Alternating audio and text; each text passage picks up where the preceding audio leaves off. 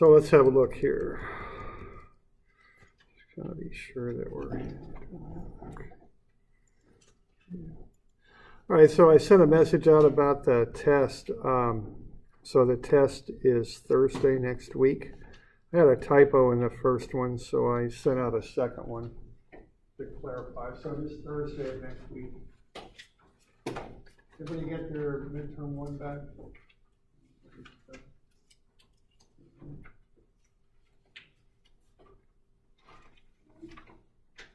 So why don't we have a look at some of this stuff here. All right, so what we want to do, we want to find, on this one, we want to find the maximum stresses in this thing, and then we also want to find the stress on that plane there that's shown. All right, so this is the biaxial stuff is what this is. So you want to do, whenever you're doing a torsion problem, you want to start off by finding the moment of inertia and checking the units and being sure that they're right, that they'll match.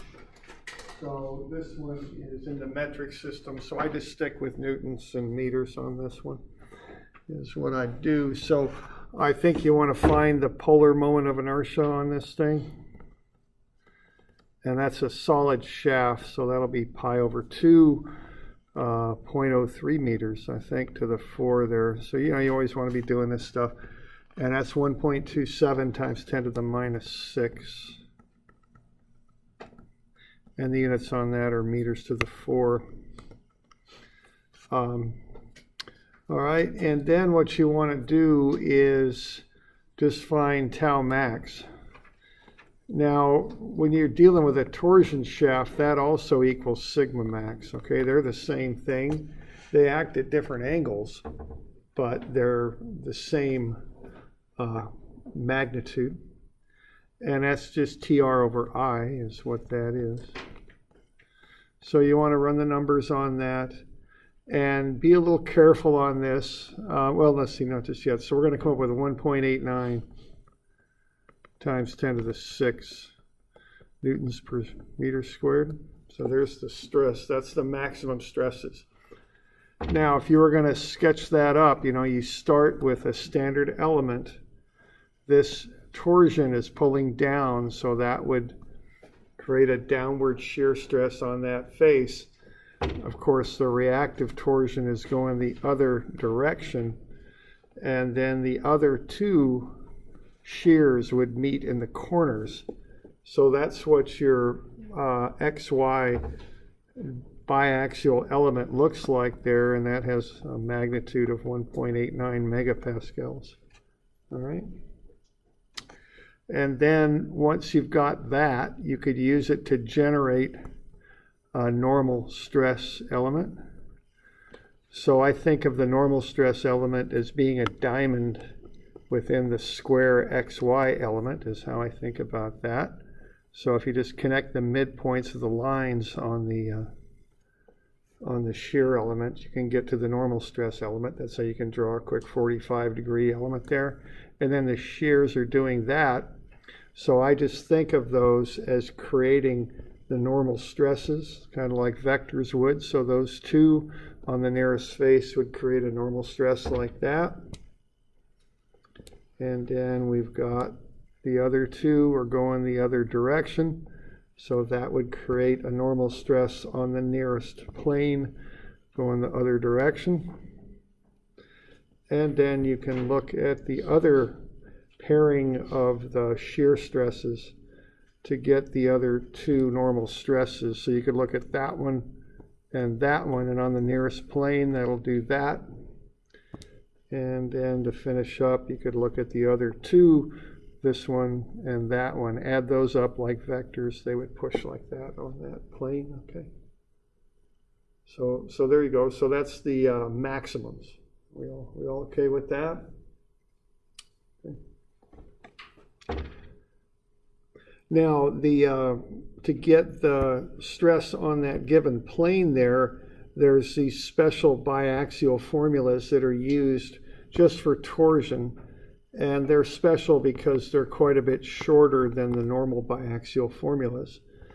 And so they kind of tend to write these as ones that are special for normal stress, or excuse me, for torsion. And what happens there is sigma x and y zero out. There's no sigma x, no sigma y. They're both zero. So that shortens up the biaxial equations quite a bit. Now be a little careful with this one, right? This is kind of like that one shear axial problem I gave you once, you know, where you got to watch angles and sines and all that. See, that's a negative shear stress. So that goes in as a negative. All right. And then what you want to do is be careful on that angle too, because you don't measure stress angles with the horizontal, you measure them with the vertical. So be sure you're putting this angle in here into that equation. All right, so you know, just pay attention to these little details, okay? So you use Tmax for that, not Txy?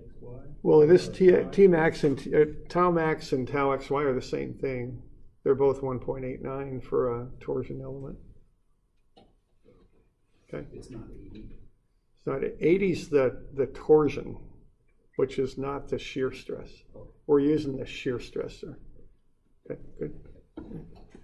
All right.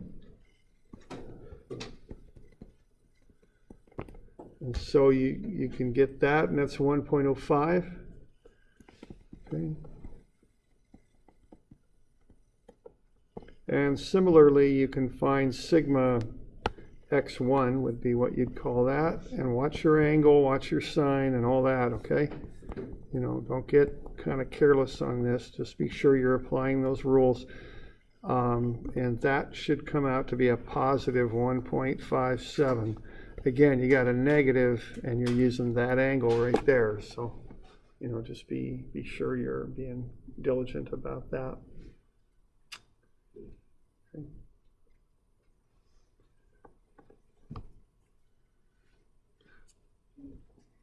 All right, so if you're looking at what's going on with that plane there, you're going to get a tensile stress on that thing. And then the shear stress is positive. So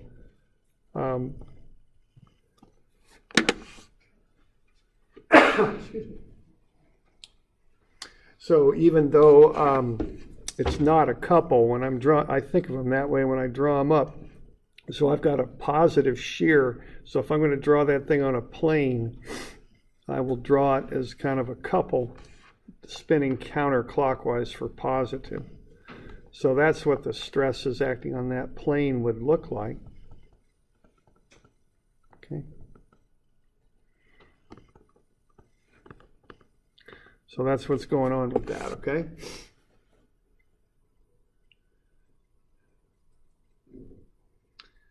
Any questions on that?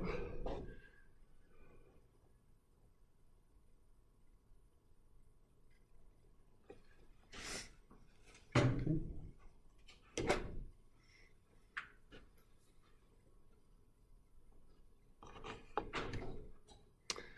All right, so that's 281.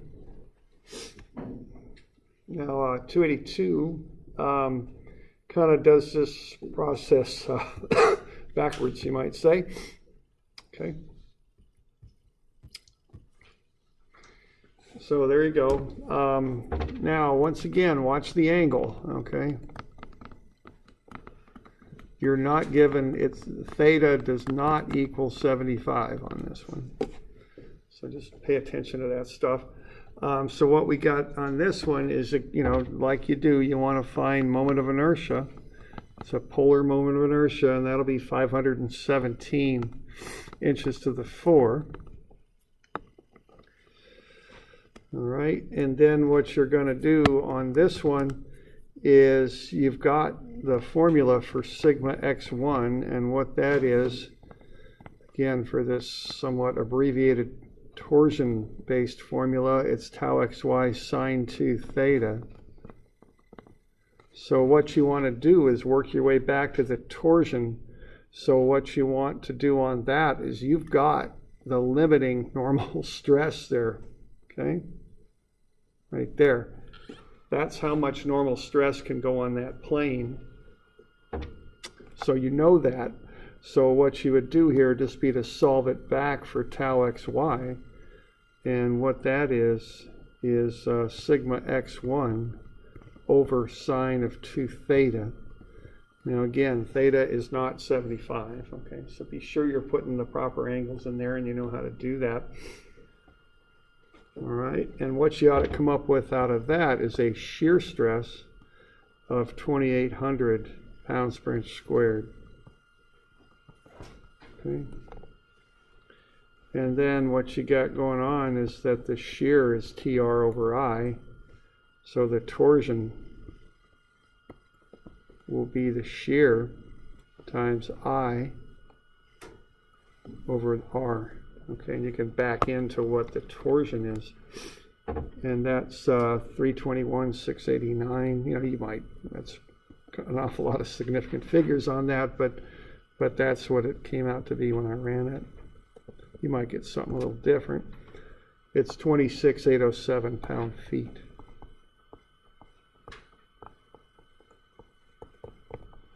Okay. So that's a bit on this biaxial torsion stuff.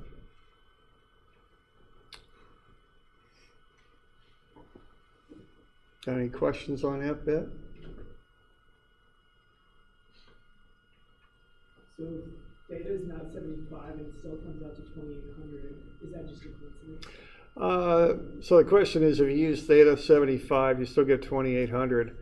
Is it a coincidence? It kind of is in a way, although it's not entirely, because if it's not 75, it's probably 90 minus 75. And when you start doing trig and doubling angles, you know, when you start dealing with those complementary angles, I think is what you call those, they often come out to have the same values, especially when you double them, when you start doing the trig functions. So it's not entirely a coincidence, but it is something just to be careful about. Plug in the numbers that you ought to plug into. A lot of times it will kind of come out in the wash, but that's still not the proper way to do it, okay? So I wouldn't quite call it coincidence, but it isn't the right number to put in. There's a different number you should be putting in. Okay. You know, and what you do on this stress stuff, you reference everything to the vertical plane. That's what you reference it to. That's just how those equations were built. So that's what you ought to be putting in. Counterclockwise positive. Okay. Other questions on that stuff? We're doing all right?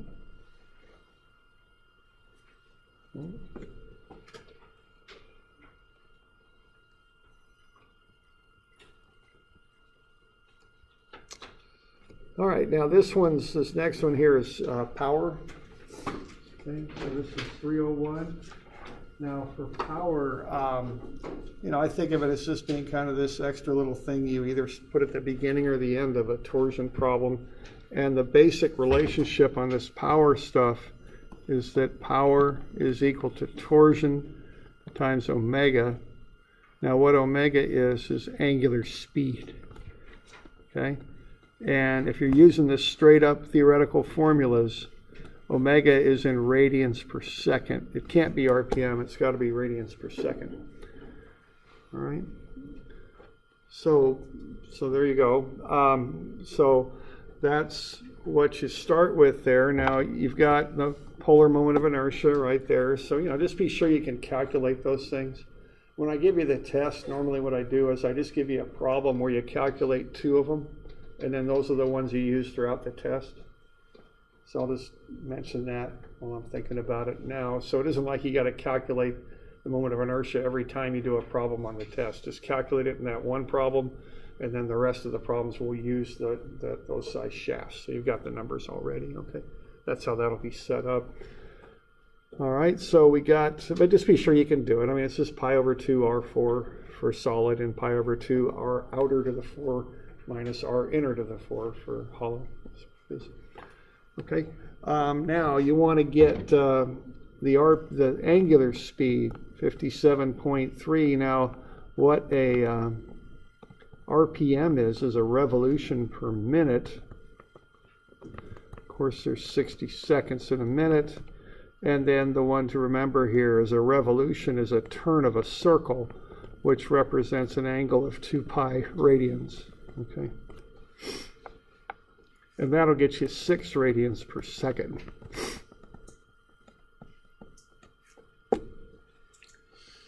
All right. Now, what we want to know is the power in watts developed by the shaft and the maximum normal shear and normal stress in the shaft on this one. So what you want to do then is you want to find the power. Okay, that's next. And that's just torsion times omega. And if you just multiply the numbers through, and what you get is 522 Newton meters per second, which is known also as a watt. Okay.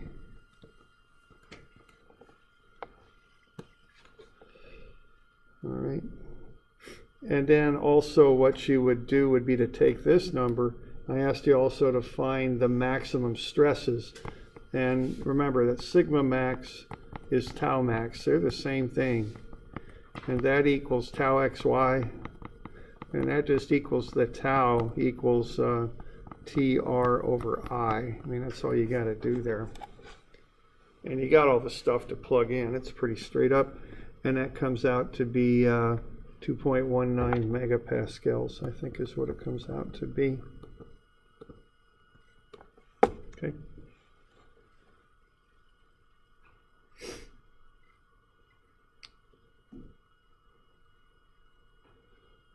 So we okay with that?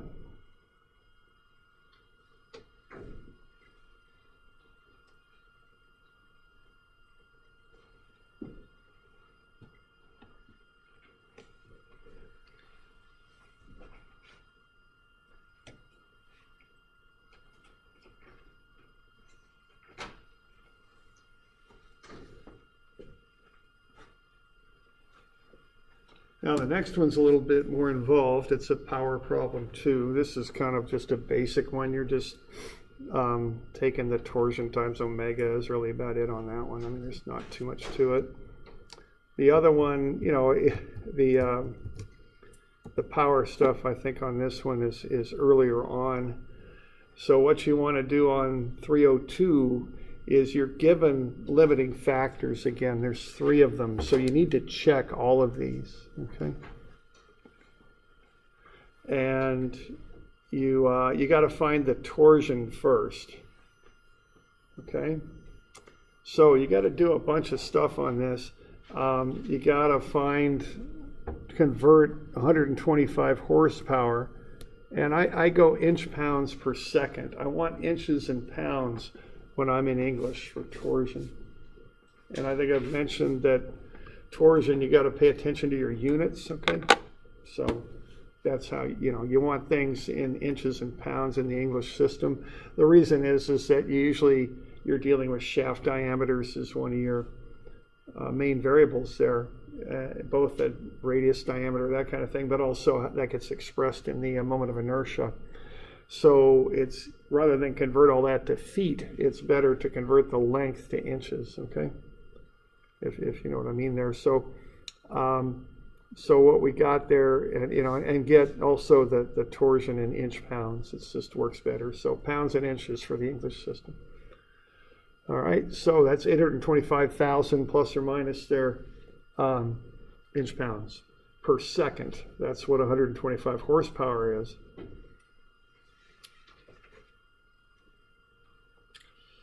All right, 600 revolutions per minute, which again is an RPM, is 62.8 radians per second. Okay.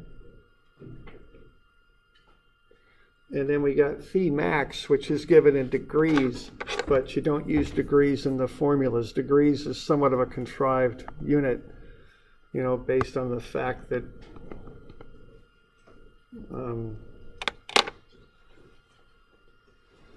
well, that comes from kind of the base 60 that they used to use in a place called Sumer, which turned into Iraq, basically. So we're talking about 5,000 years ago, someone decided to break stuff up into pieces of 60. So that's the reason why we use degrees and 360 degrees in a circle, okay? So, you know, there's nothing magic about degrees. So get that into radians, okay? So what we do, we've got that angle is 1.75 degrees. You want that in radians. That's the native angular unit that just fits right into the formulas. So that's 0.03054 radians. Okay. So everything above the line here that I'm going to draw, that's all unit conversion stuff, you know, getting everything lined out and what you need. And I always think about that when I'm doing these torsion problems. You know, the first steps I think about are getting the moment of inertia, which you can't do on this one because you don't know the size of the shaft yet.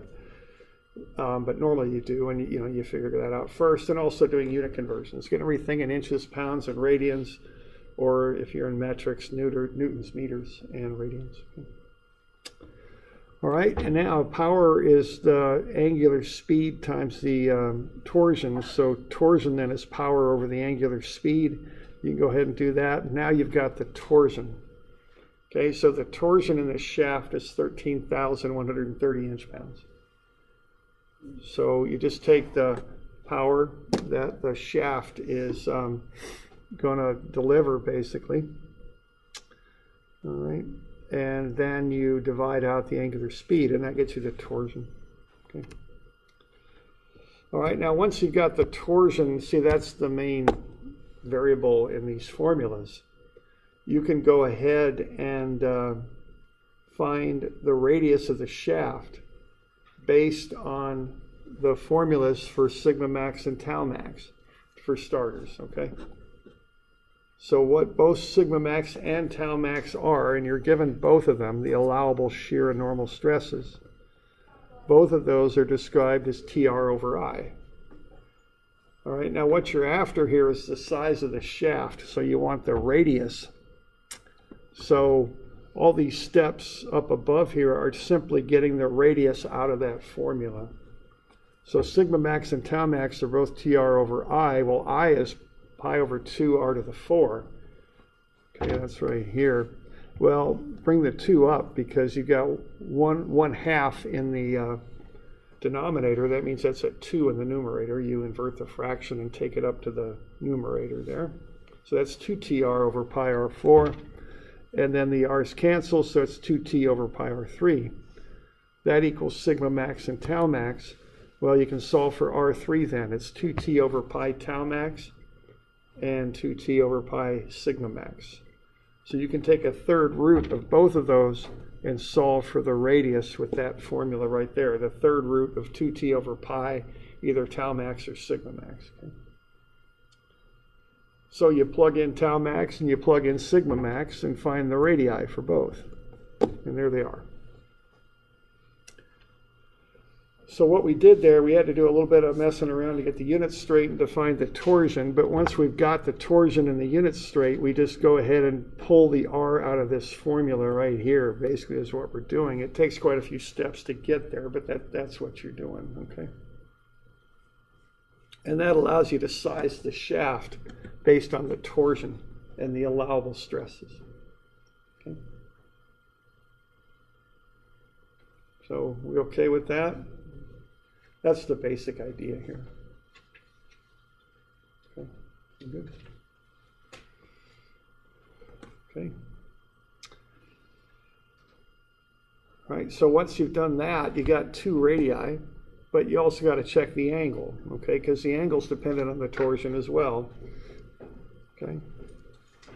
So you do the same sort of idea, but for the angle formula now. Phi is TL over IG, I is pi over 2r to the 4, so phi is 2TL over pi r4g, so r4 is 2TL over pi phi g, and so r is the fourth root of 2TL over pi phi g. And just be sure all your units are squared away and all that. Okay, then you plug in all the stuff and you solve again for the radius. So you solve for the radius 3 times for each of the limiting factors. Okay. So once you've done that, you know, you just remember the basic rule of designing stuff. Make it big and keep the loads down. Okay, that's really what you want to do to design safe stuff. So you got 3 of these radii. So you pick the biggest one and double it. So that shaft's got to be at least 1.9 inches. That's how this comes out. If it's anything less than 1.9 inches, it'll twist too much, because the one that limits is the Thmax allowable. So my guess, if this is a real problem in industry, you're probably going to go with a 2-inch shaft. Is probably what you'd end up doing. You know, if you've already got safety factors in here, which I assume we do. Okay. All right. So a little bit of rigmarole on that one, but the basic idea there is both the angle and the shear depend on the torsion, and okay, and then the radius is embedded in those formulas. And remember that I includes the radius. So to solve for the radius on this thing, to size the shaft, you solve for the radius, to solve for the radius, you got to convert that I into pi over 2 R4. Okay.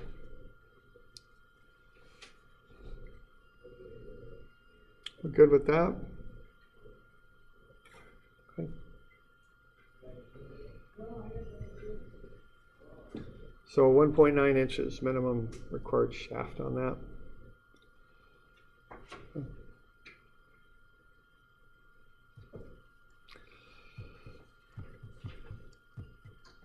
Oh man, let's see. Yeah, we did that. Okay. Well, but 303 was assigned, right? Not 301? Yeah, okay. 302, 303. Yeah, okay. So 303, that's next here. Yeah, I kind of, 301 I went over, but I guess I didn't assign it to anything. So I just had it on my PowerPoint, so I was just on a roll there, so I just kind of kept on going. So anyway, 303 is the one that's actually assigned here. All right, so on this one, we got a constant rotational speed of 90 RPM, lifts the mass shown. Find the torsion and power developed by the shaft, the maximum shear and normal stress in the shaft. Okay, 90 RPM, get that into radians per second, right? 9.42.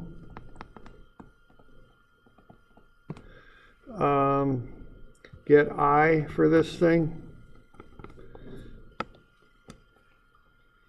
Whatever the heck that is, 1.19 times 10 to the minus 6. Units on that are meters to the 4.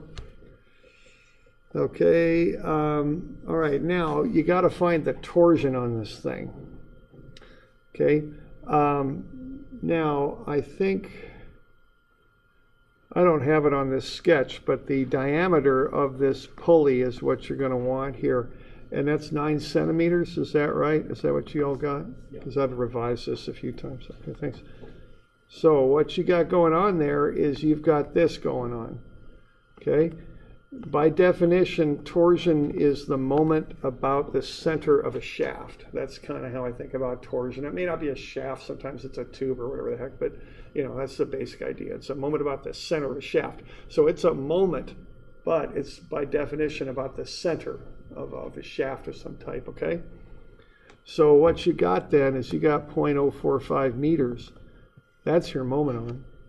And then you want to get that converted into a weight, which would be in newtons. Okay, so you want the weight there. And so when you put this stuff together, you're going to get the torsion that you're going to use. And the torsion there is 124 Newton meters, okay? And this is just kind of getting to the basic idea of what torsion is. It's a moment about a center of a shaft, okay?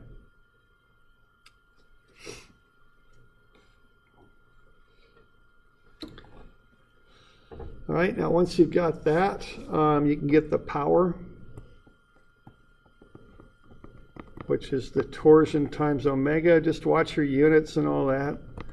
And you should get the power. It's 1165 Newton meters per second. Otherwise known as 1165 watts. Okay, and then you can find the maximum shear and the maximum normal stress, okay? That equals tau xy, which is just equal to tau, okay? It's TR over I. That P there means polar because that's how you calculate I. It's in a polar mode. Okay, and then you just go ahead and find TR over I, 3.11 times 10 to the 6th, which is, that's megapascals is what that is. Okay, so kind of the deal on this is just, again, the units understand the basic power to torsion relationship, and also just understand what torsion is, that it's a moment about the center of a shaft. You want to be sure that you grasp that, you know. We just want to be sure that we understand what torsion really is. Okay.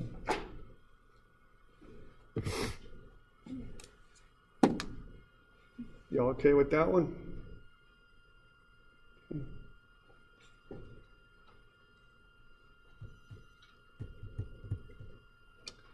All right, now this next one here, these are the angular ones, the indeterminate ones. So these are statically indeterminate.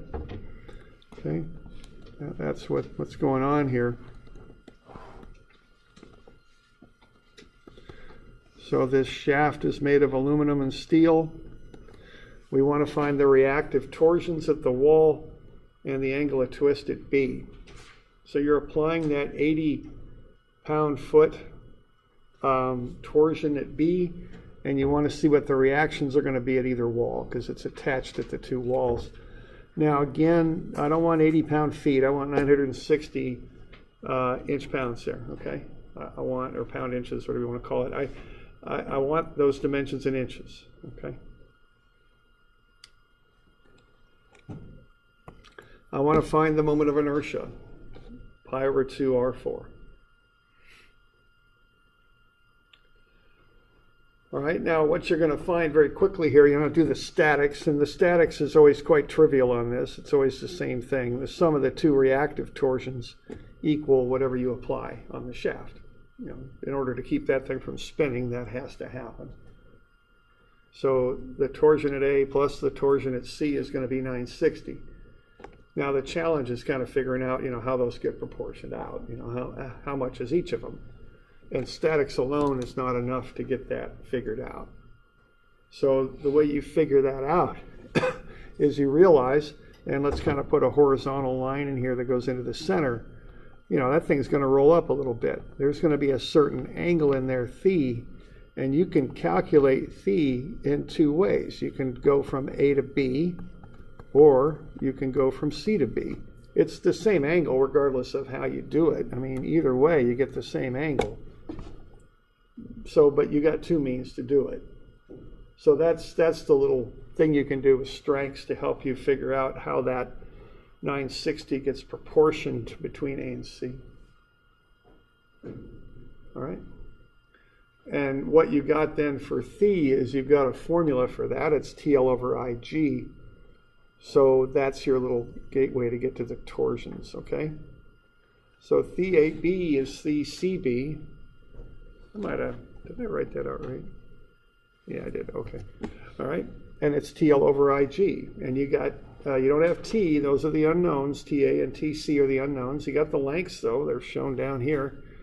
So right there, the lengths, yours might, I don't know if yours are those numbers or not. I might have changed it, but you got the lengths on your sketch. You got I and you got G, okay? So what you're going to do then is you're just going to set those up and set them equal. Okay, so TL over IG is equal to TL over IG, and that's about it, you know. And this is AB.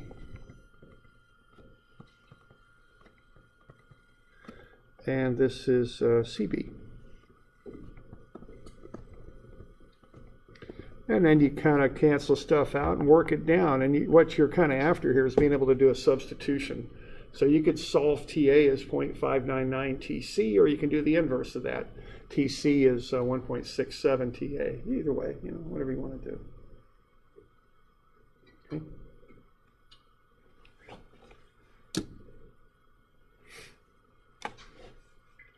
All right, so we've done a real simple statics, TA plus TC's 960, and then we do a little bit more involved strength of material, setting TL over IG for AB equal to TL over IG for BC and getting a ratio going there. And I just substitute in and you'll get the two reactions, 360 and 600. Okay.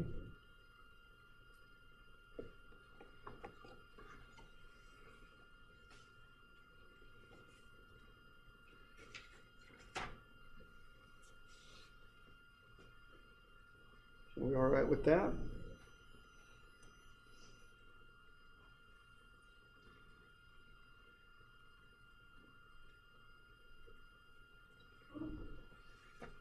Okay.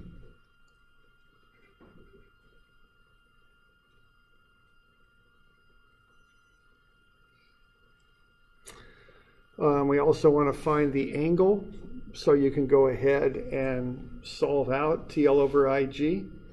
When you used that the first time, the T was an unknown, so you probably don't have that figured out yet. But you can now plug in what you know T is to either side, and you'll come up with the same angle. It's 0.0914 radians, which is 5.23 degrees.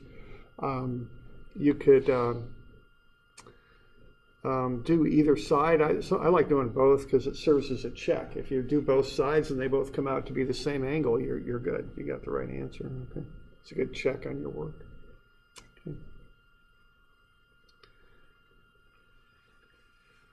Okay.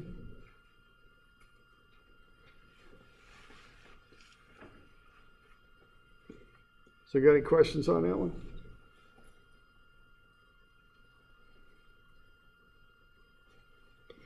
Last one's a little trickier, but this is kind of a basic one here, I guess you'd say. More basic anyway. Okay. Okay. All right, the last one. Okay, you got to go back to statics a little bit on this one. So what we got there is a couple. We're going to pull, we've got these armatures coming off of that thing. And the total separation is 1.5 inches. So if you look at that from the side, you got these armatures coming up. You got this round shaft. So I'm not doing the best drawing job in the world there, but I'm doing the best I can. There we go. So we got P going this way and P going that way. And if you remember from statics, what you do, you take the load, now not 2 times P, but just P, times the distance between the two oppositely directed forces.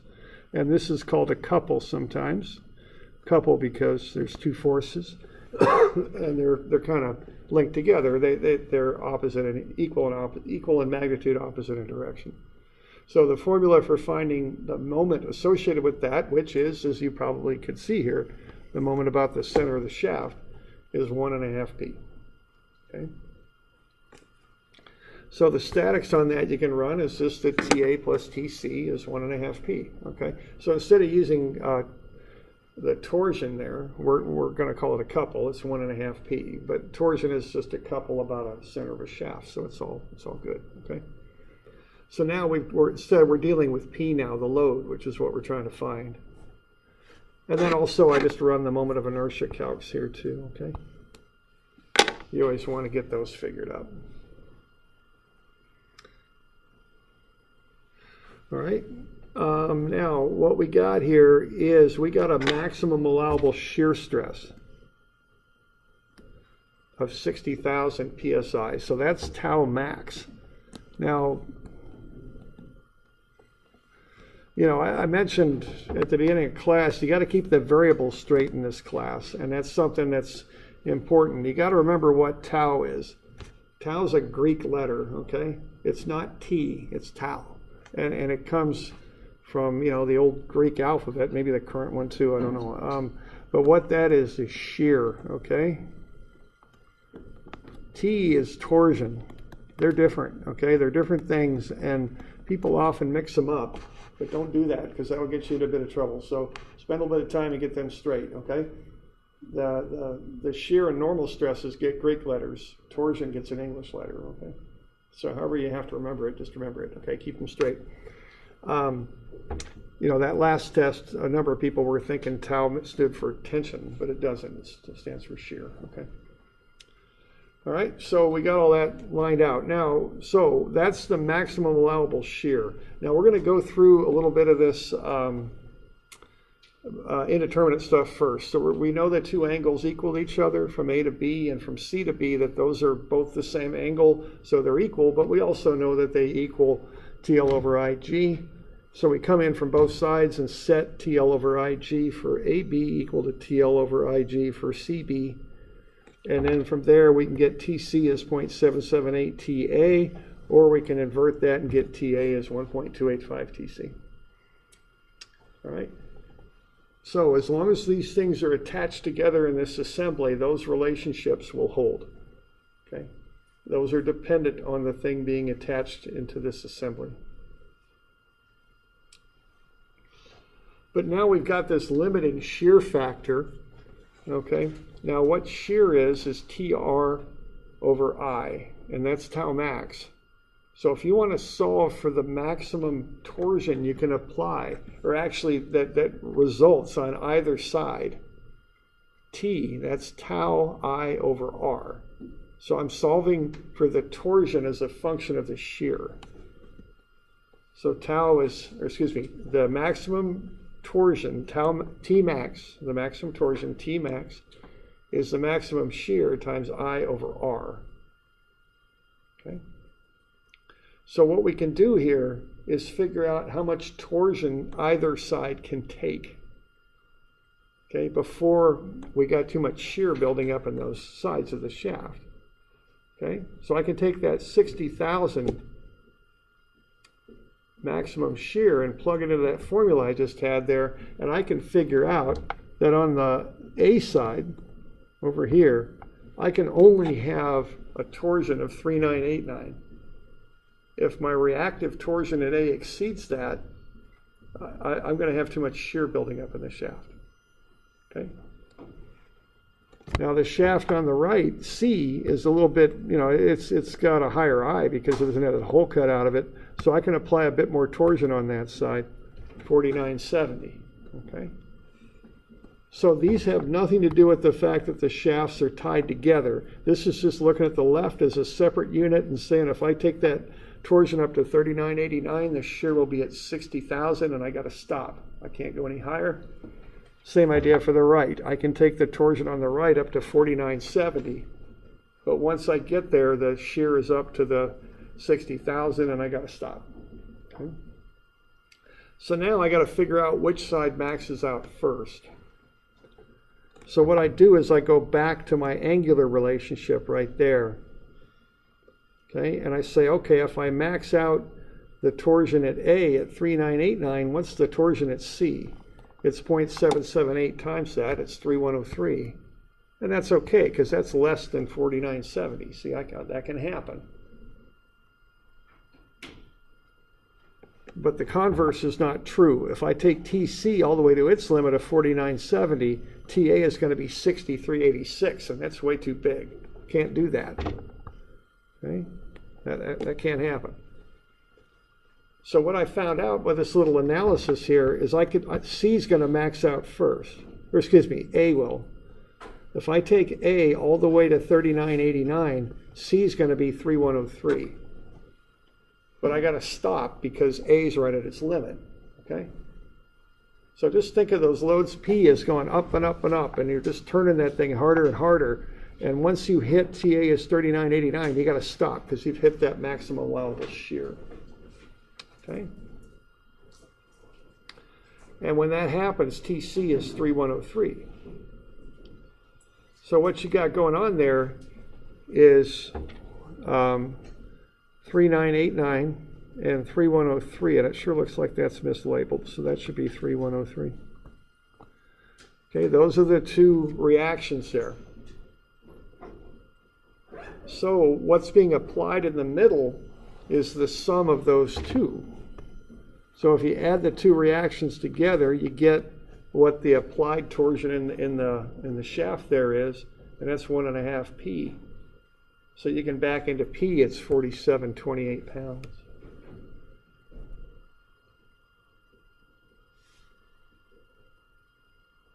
Okay.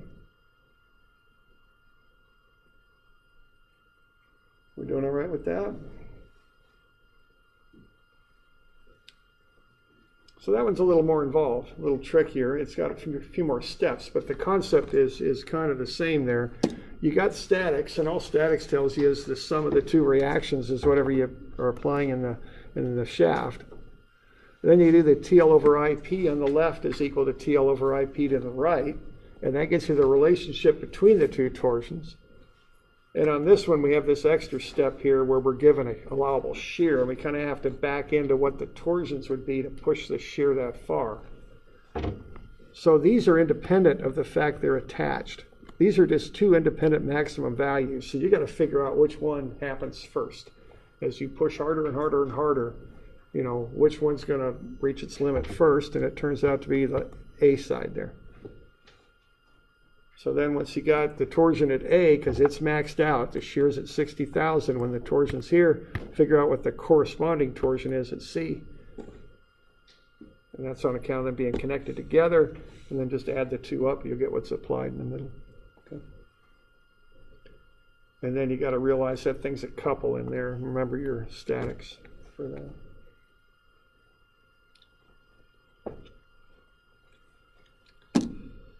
We're good with that? Okay.